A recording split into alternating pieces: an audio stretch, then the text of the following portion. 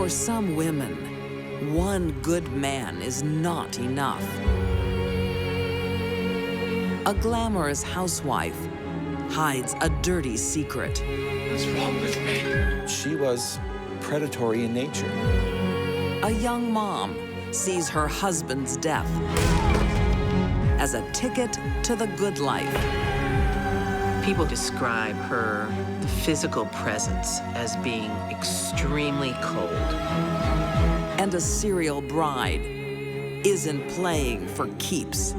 There's no reason to believe she ever would have stopped marrying wealthy men. These deadly women turn on those who adore them. For the money, honey.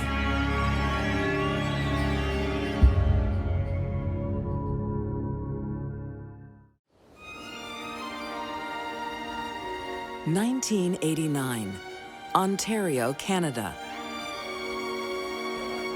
First dates are never easy. Blind dates, the hardest of all. But when Gordon Stewart spies 53-year-old Melissa Shepard, the sparks fly. You look lovely, and the photograph doesn't lie. Thank you. She's dressed very classy, and she knows how to use her gender to her advantage. The two meet through a lonely Hearts column. But Melissa notices a wedding ring. Oh, I'm not married. My wife recently passed away. I just can't bring myself to take the wedding ring off. Melissa understands, as only a kindred spirit can. I lost my husband too. The lonely old woman who just wants to meet someone else so that she can't be lonely. 1 year later at a Las Vegas wedding, the middle-aged lovers pledge their devotion. But the honeymoon period is brief. Gordon has doubts about his new bride. His retirement savings, $50,000, was being suddenly drained from his bank account. What's wrong with me? Come back to bed. But money worries soon take a back seat to Gordon's health. Hi, Melissa. Is Gordon in? Well, he's, Gordon! Gordon! Friends are worried, What's wrong with him? but Melissa doesn't share their concerns. he's all right. He just needs bed rest. No, he needs to see a doctor. I'm taking him to the hospital. Melissa was successful at making men think that she loved them. What she loved was their checkbook. Gordon recovers, but their marriage doesn't. So what poison you got for me tonight, huh? He now suspects Melissa of more than theft. You've had enough. Gordon snaps.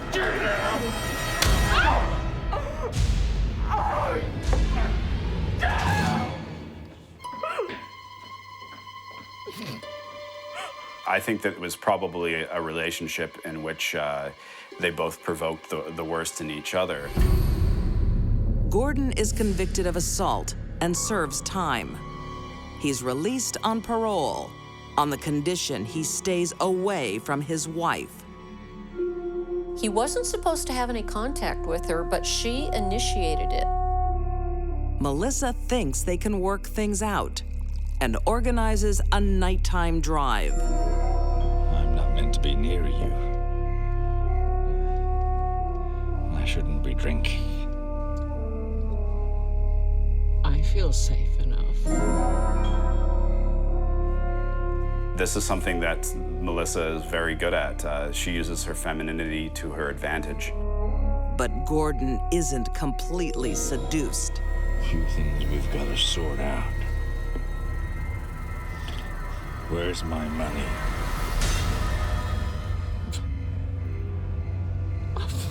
Melissa decides to go for a walk, but Gordon follows.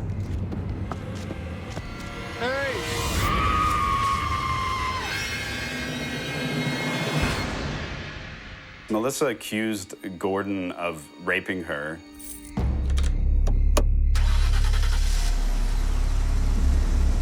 Melissa fights back with the only weapon she's got.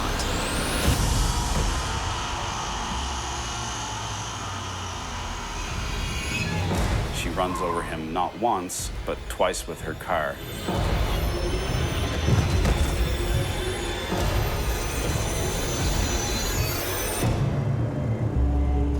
Melissa's tale of self-defense wins her sympathy, but there's no physical evidence to back up her claim of sexual assault.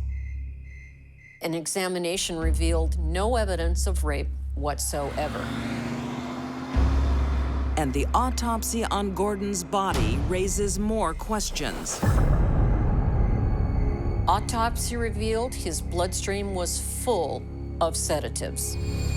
Rubbing alcohol, liquor, and a concoction of pills. She was charged with manslaughter. Melissa is sentenced to 6 years behind bars, but serves only 2. When she's released, she finds a new lover, thanks to divine intervention. She told him God wanted them to be together. 82-year-old Robert Friedrich is a retired engineer, living 1,600 miles away in Florida.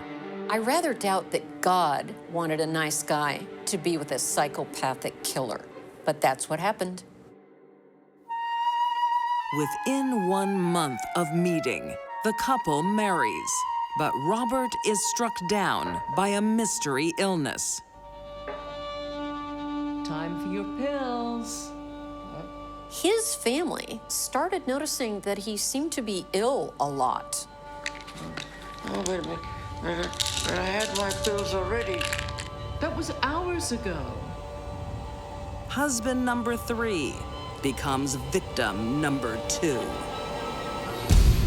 December of 2002, Robert Friedrich dies. Melissa made sure that Robert was cremated very quickly. No one suspects Melissa, and she inherits. He's bequeathed all $100,000 worth of his assets to Melissa.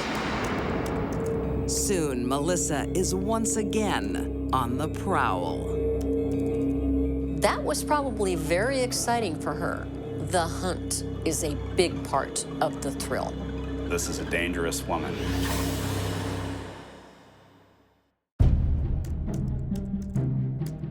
In 2004, with 2 dead husbands behind her, 69-year-old Canadian-born Melissa Shepard is looking for a new man.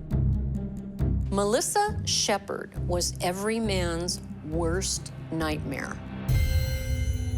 This black widow snares her men on the World Wide Web. On an online Christian dating website, she meets a 73-year-old man called Alexander Strategos. Within 24 hours of meeting Melissa, Alex is sick. Alex didn't even make it till morning. He had to be hospitalized.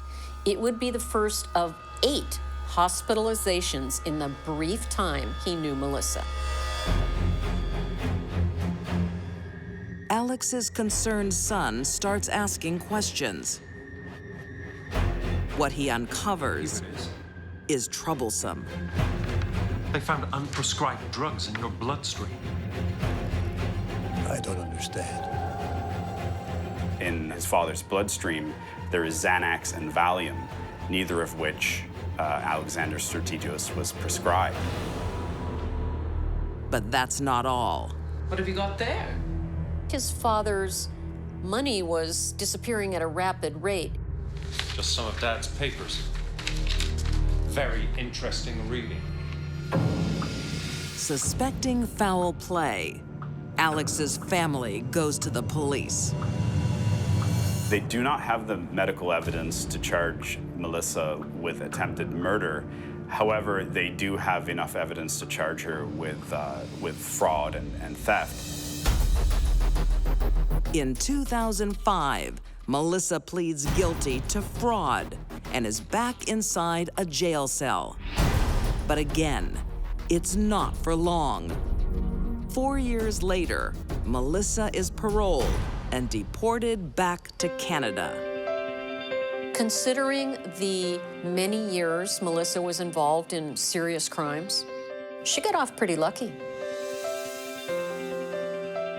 3 years after her release, Melissa meets and marries 75-year-old widower Fred Weeks. Fred Weeks is a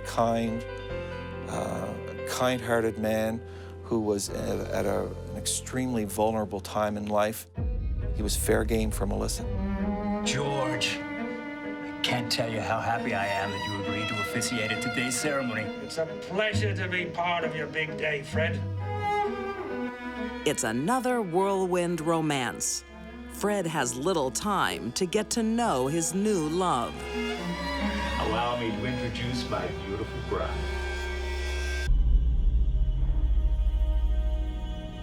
Hello.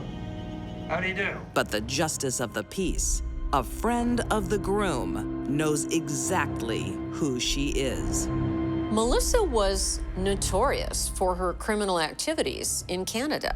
A documentary had been made about her. But Fred Weeks didn't know that. Fred Weeks was lonely. The justice of the peace contacts the police. I'd like to speak to the officer in charge. My name's Megan. But they are powerless to act. It must have been terrifying to watch his friend walk off with the notorious internet Black Widow. Within days, Fred is gravely ill. It was sudden. But Melissa doesn't seem concerned. You sure you don't want me to call an ambulance? It's just seasickness from the ferry ride. He'll be fine. Are you sure? There's a coolness, almost a cold air about her. The following morning, the new Mrs. Fred Weeks enjoys a leisurely breakfast. No mention of her sick husband. How is everything? Just divine. After she was done, then she asked the proprietor if she would call an ambulance. But you better call that ambulance for my husband. He's not well. It's very cold and callous and uncaring. Fred is admitted into a hospital. Melissa's behavior strikes the nursing staff as odd. She said he had no children. They found out that was a lie. She said he had been prescribed sedatives. They found out that was a lie. And thankfully, they called the police. Melissa is charged with attempted murder. But it's a charge that doesn't stick. The concentration of those drugs in his system, it was not lethal. Everybody knows that she's a bad apple, but she just seems to keep slipping the noose. In 2013, Melissa Shepard, now 78 years old, pleads guilty to administering a noxious substance and failing to provide the necessity of life. She is sentenced to 3.5 years in prison. There's no reason to believe Melissa learned her lesson and will never try this again. So watch out. She's gonna be released someday.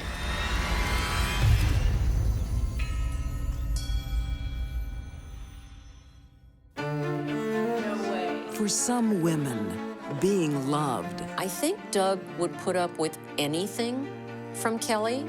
Even worshipped, She wanted all the attention that she could have. means nothing. This was just simply Kelly wanting to be in control of other men. Let me make it up to you.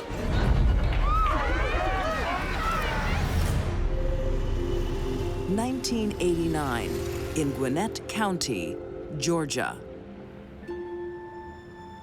21-year-old Kelly Brookshire reluctantly agrees to a blind date. Trust me, Kelly. This one's different. I don't know. They're all losers and abusers. Not Doug. Brian, can you get that? She was very protective, very closed off. Beautiful. Didn't trust people easily. Then, 22-year-old Doug Gissendainer walks through the door. Doug, this is my friend Kelly. Nice to meet you. Very nice to meet you, too. Kelly felt that Doug was someone who had this very steady life, something that she had never experienced. Are you a mechanic? I am a mechanic. No way. I am. Kelly has a reputation as a party girl. She became pregnant in high school. She married someone from school right after the baby was born, but it didn't last but about 6 months. I think there's something you should know. I have a kid. I love kids. Really? Yeah. All right. Maybe this time, things will work out for Kelly.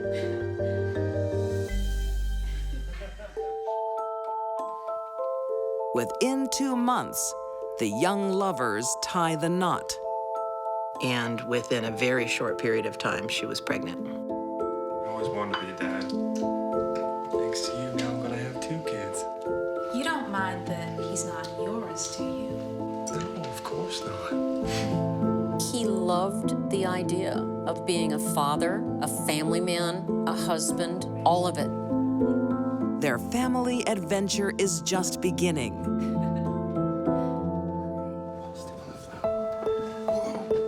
Doug joins the Army and gets an international posting.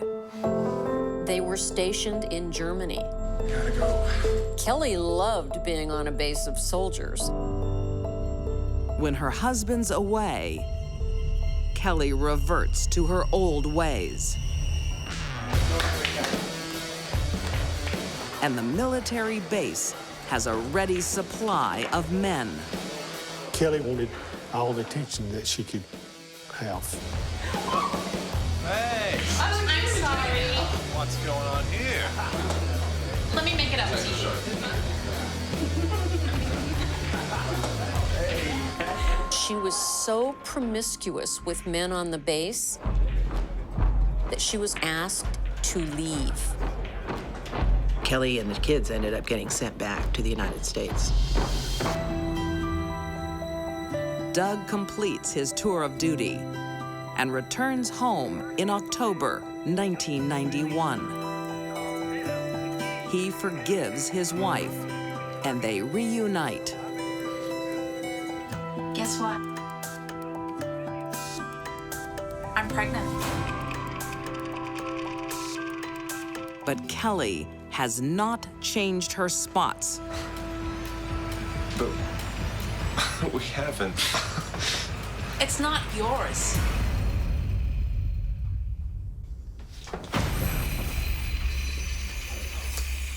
You're pathetic.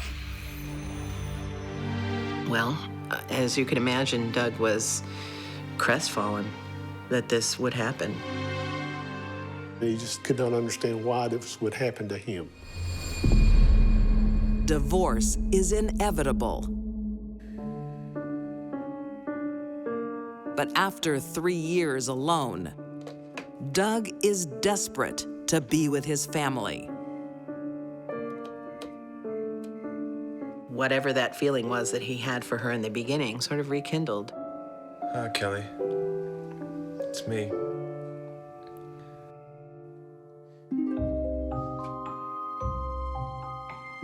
Picking up where they left off, I love Christmas. the couple remarries, and everyone's back under the same roof. I think Doug would put up with anything from Kelly, much more than most men would, because he very much wanted to be a family man, a husband, and a provider. But there's something Doug doesn't know. I think that it was impossible for Kelly to be faithful to anybody.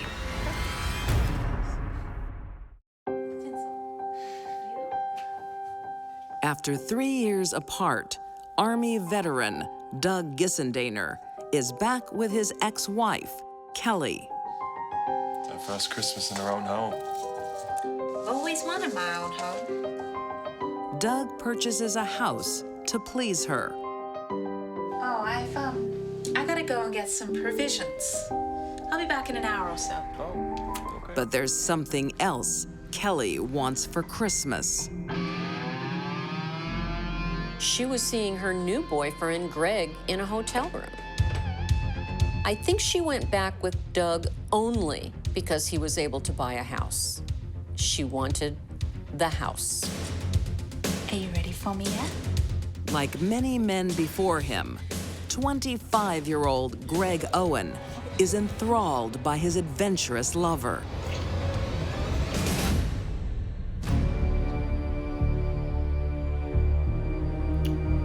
I have to go. Greg could hardly know what he's in for. We need to kill Doug.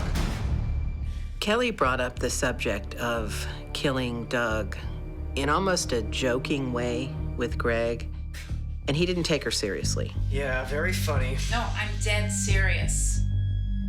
Kelly was only happy when she was taking advantage of people. She wanted what men could do for her, but she really didn't care about them. Just divorce him. You don't know Doug. He'll never leave us alone. Kelly wanted Doug out of her life completely. She felt like this is the only way to do it. Gotta go.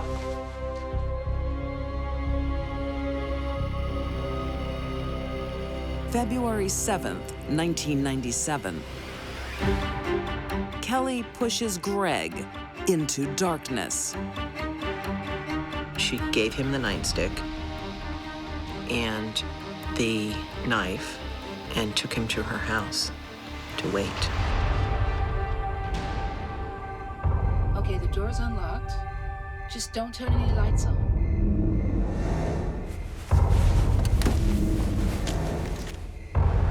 Kelly left him there in a dark house, and she went off with 3 other girls to a party. Kelly establishes her alibi, leaving Greg to do her bidding.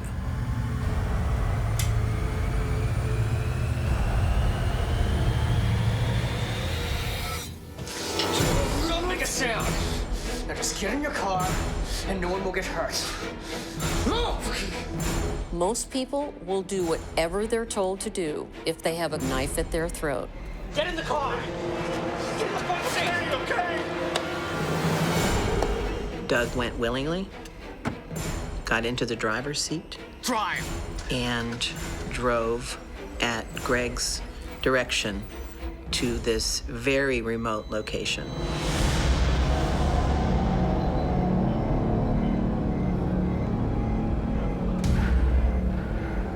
Get out of the car now! This way! Greg marched Doug up in the wooded area, Keep going!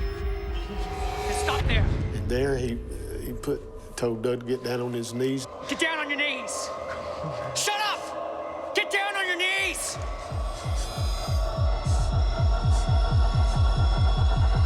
He must have been extremely frightened. Please don't kill me. Please don't kill me.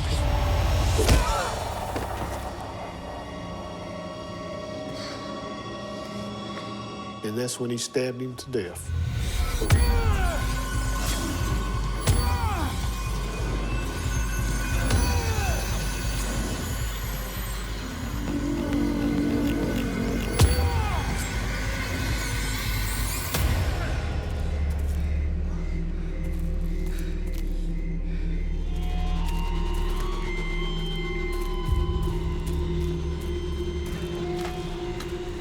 Greg pages Kelly with the news.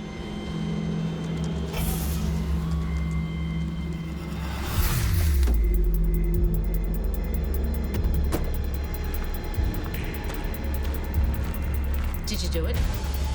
Yeah, I did it. Where is he? It's back there. I need to see the body.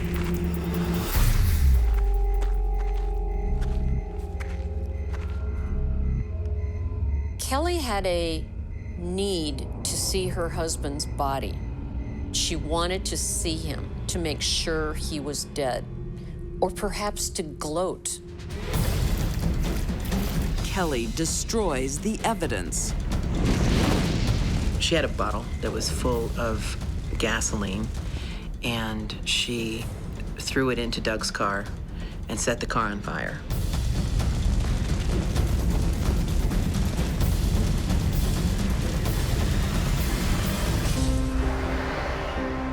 After Kelly reports her husband missing, Detective Doug Davis is called in. A missing person report becomes a homicide investigation when her husband's body is found 11 days later. I felt within my own inner being that Kelly was being untruthful about everything she spoke to me about. I found out she had had an affair with this guy named Greg. Please don't kill me. Please don't kill me. Greg Owen is tormented with guilt and confesses immediately. Greg clearly was led by Kelly and feels manipulated and used. Greg accepts a plea deal and testifies against his lover. He receives life in prison with a chance of parole after 25 years. Kelly Gissendainer maintains her innocence, but the court finds differently. In November 1998, she's convicted of malice murder and sentenced to death.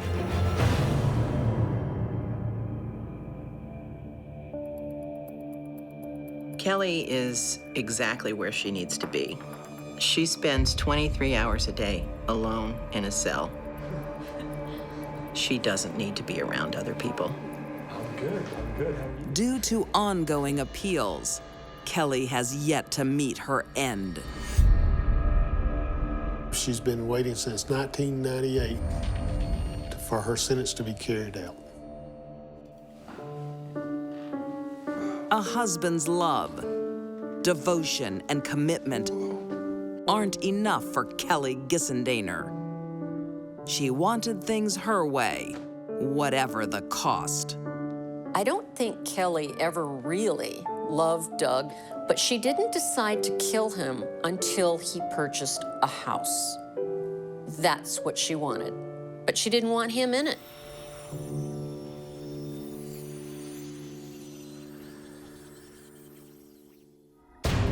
For some women, marriage is a means to an end. She was very skilled at getting men to marry her. The only vow that's sacred. She had an end game. Is till death do us part. Her heart was dark.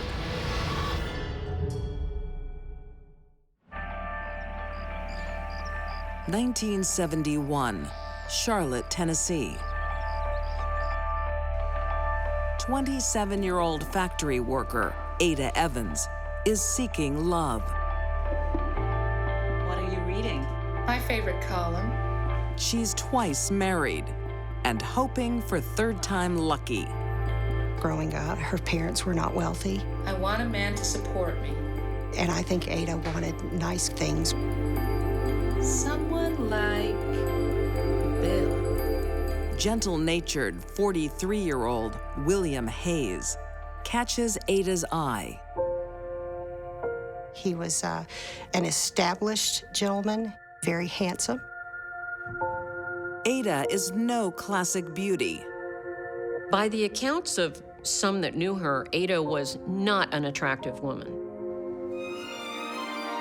But to William, she is a Southern belle. She did something that attracted him to her, and in a mesmerizing way.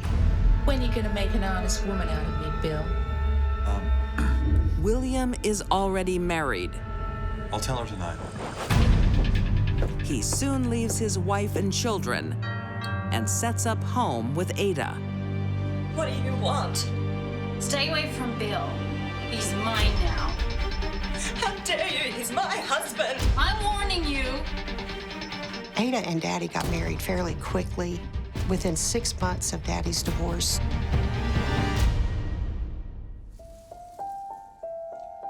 When William's daughter Jeanette, 15 at the time, comes for the holidays, it's a happy home. She was always smiling and easygoing. Older brother Johnny Hayes also sees the love in his dad's eyes. Watching my dad, he seemed to be happy and content with her. But the Christmas cheer doesn't last. William falls ill. Are you okay? Dad. Jeanette is worried, but Ada is quick to console her. It's a stomach ulcer. Let me get you some water. Ada had prepared for him a glass of water, 2 tablets in it, and it would alleviate stomach issues. Got this metallic taste. Now? All the time. Have some water.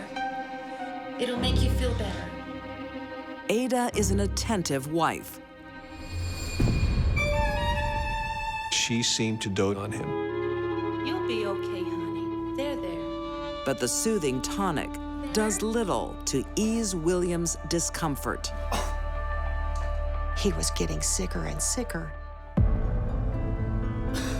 William doesn't improve. For almost 2 years, he suffers. Water? Daddy began to lose a lot of weight. He couldn't hold food on his stomach. He was weak. He got to a point where he couldn't walk. And that was scary.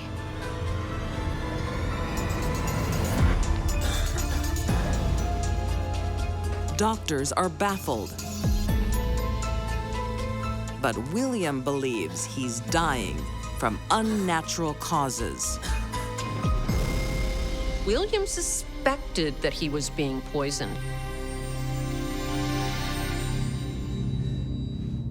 He took me by the hand and he looked me in the eyes and he said, Find out why I got sick. Don't let it happen to you or anyone else, okay?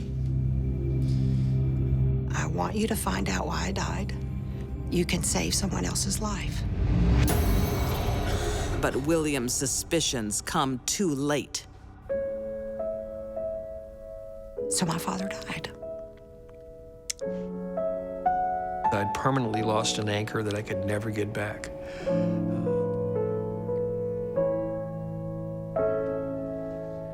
Jeanette is determined to fulfill her father's dying wish. I think there should be an autopsy. Jeanette went to the authorities and told them what her father said, but they discounted her. No one believed her. The pleas of a 15-year-old girl fall on deaf ears. She's trying to tell everybody something's wrong, something's wrong, something's wrong, and nobody listens.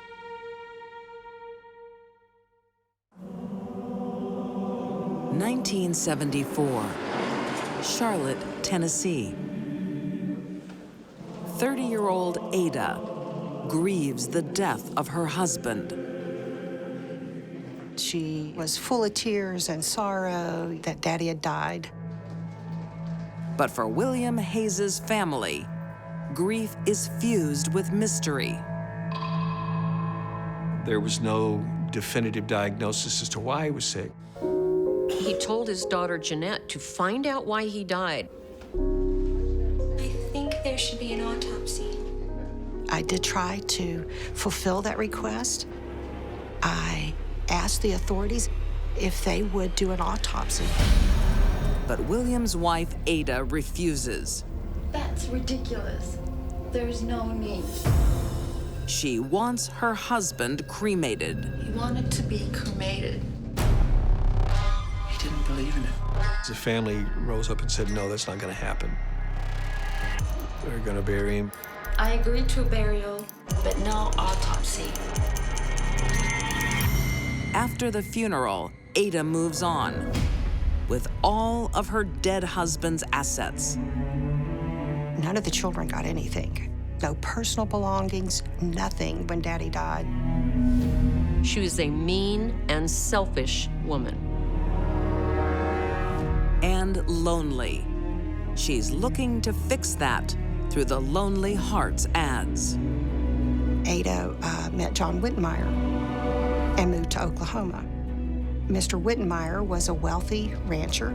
John Wittenmeyer would have been a prize catch for her.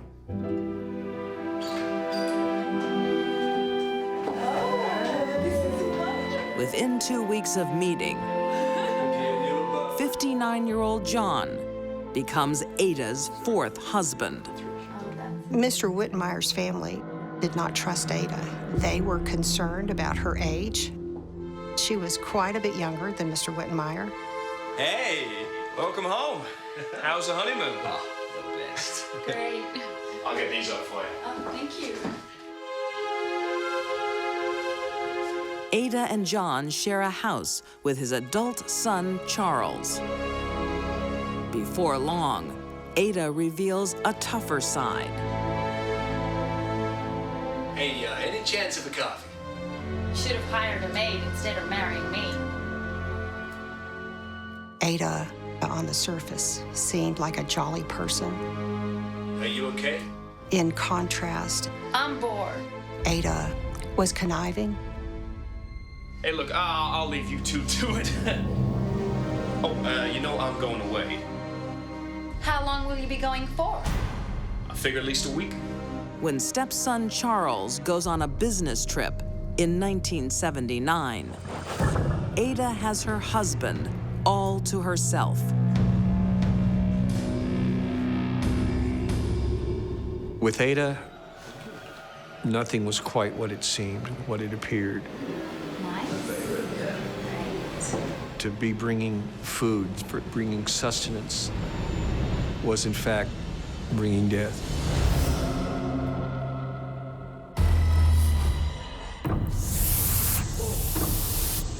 Are you okay? No. I gotta lie down. After he ate the pea soup, John became violently ill. He had horrible, crampy abdominal pain. And all the time, she watched him. And she didn't call for help. Ada enjoyed watching her victims suffer. That's sadistic. When Ada tires of her sadistic game, she doesn't call the doctor. She goes shopping. Honey, I'm home. John? He died within 24 hours of being poisoned. But before reporting John's death, Ada has some paperwork to do. Mr. Wittenmeyer had a will that Ada forged and left everything to herself in that will. His ranch, his cars, everything, and left his children completely out of it. So suspicious is John's death, this time an autopsy is performed. His stomach still had the contents of the green pea soup, and that green pea soup was full of arsenic. The results lead police to investigate the death of William Hayes. My dad's body was exhumed. When they did an autopsy, they found arsenic. His body was so full of arsenic. It was around the sealed vault, the casket, and the dirt. The police want to talk to Ada, but she's vanished. They finally track her down in Canada, and she's not alone. Once again, she hooked up with another man, this time in Canada, through Lonely Hearts Club. He also was very wealthy. But before Ada can cash in, justice catches up.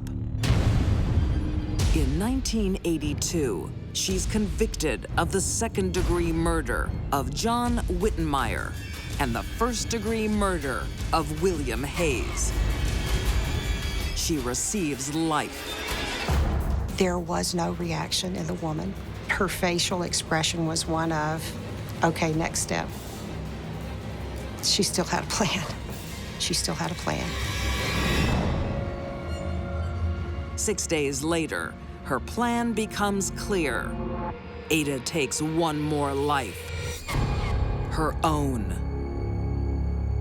She tied a bed sheet around her neck and jumped off her bed. When I was told that Ada committed suicide, I thought, it's over.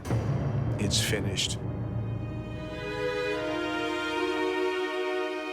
Today, all that remains of Ada's murderous spree are living victims, like Jeanette Harris, who for 40 years has shouldered the burden of 2 deaths. A father she loved, and a man she never knew. It happened again because I could not fulfill that request to find out why Dad died. Someone else did die.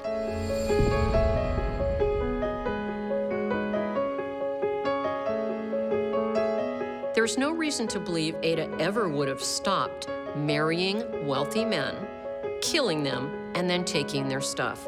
It's what she did.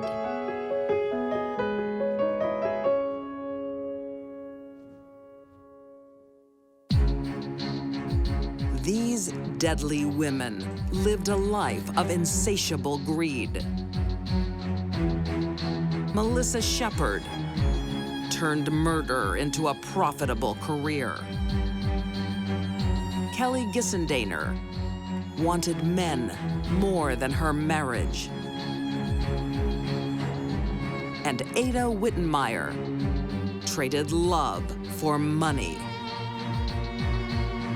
These women used and abused the men who adored them. And when the time was right, they killed for the money, honey.